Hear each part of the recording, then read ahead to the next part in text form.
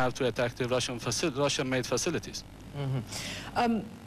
What are the sanctions doing to you here? The United States has put sanctions on your government. It's been suggested that blocking financial credits will hurt your economy, that your oil industry will suffer because so much of your equipment, your drilling equipment, is U.S. made. It needs U.S. spare parts. The oil industry here needs some revamping and modernization. It's sort of in a bit of a decline right now. What are these sanctions going to do to you on that level? Up to this moment, there hasn't been any effect on it, and it has had actually positive effects for us. We are really not dependent on the U.S. economically speaking.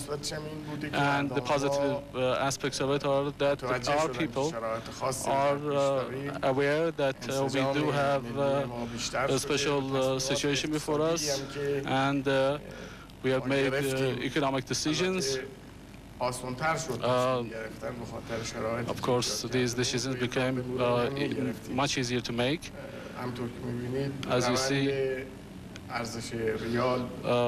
the value of real has increased. We have checked the inflation after the measures taken by the U.S. We are not worried about the future. Oil can be found in other places.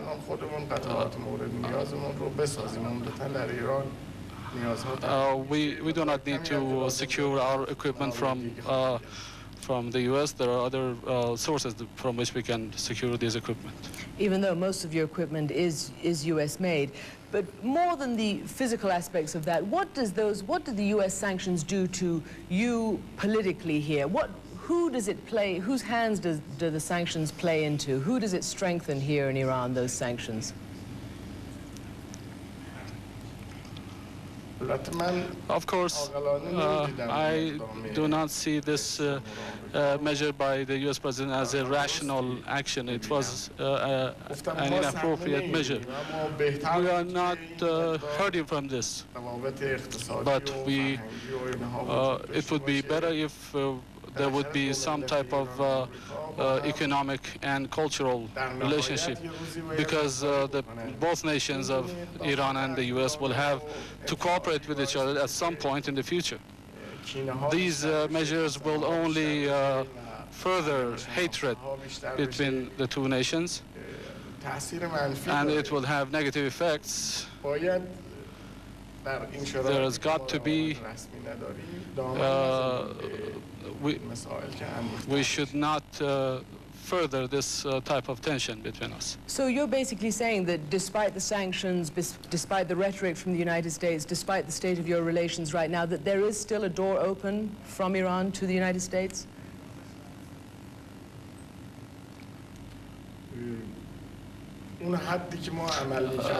To the degree that we have acted, the door is open in our economic and technical relationship. We have been open, and as cultural relations are concerned, they will have to retreat from their positions. I believe that it is possible that we can go back to the previous situation. We have not made any decision so far, but it is possible that we do make such decisions. What was the Conoco deal all about as far as Iran was concerned? What kind of a message were you sending to America with that?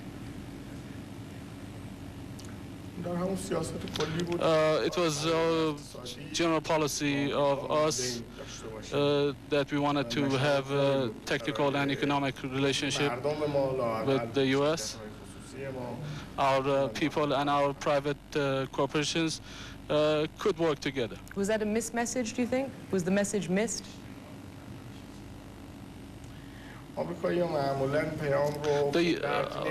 The Americans usually do not understand the message. Of course, we had not submitted any message. After the revolution, every year, 25% of our oil was bought by the U.S., but part of our needs were met by the U.S. But the Americans thought that when we did not disconnect these relations, they thought that maybe we are really dependent, and they made a big mistake.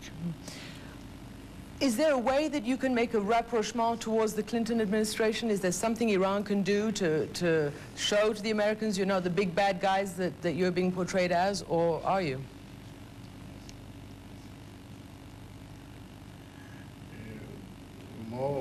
We believe that we are really good people. The Americans will have to check their own understanding. They have situated themselves within the framework of Zionist propaganda, and hence their minds are poisoned with such propaganda. They are pulled by such propaganda to make decisions that are not wise. If there is going to